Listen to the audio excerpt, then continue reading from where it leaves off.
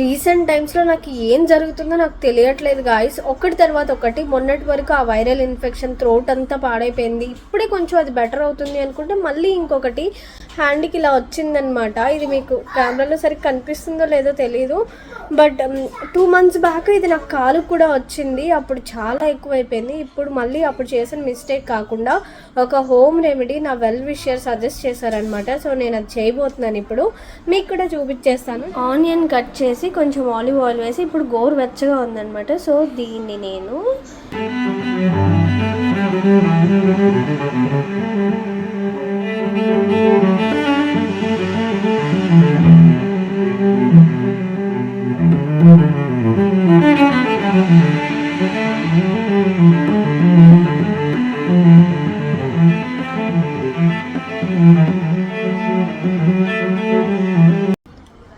దీనికి ఇలా కట్టాను.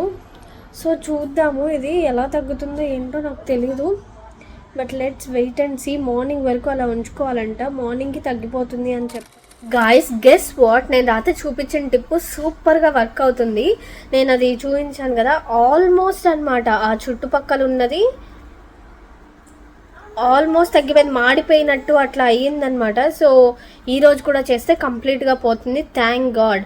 ఇలాంటి టిప్స్ ఇంకా మీకు కూడా ఏమైనా తెలిస్తే కామెంట్స్లో మెన్షన్ చేయండి. And thank you.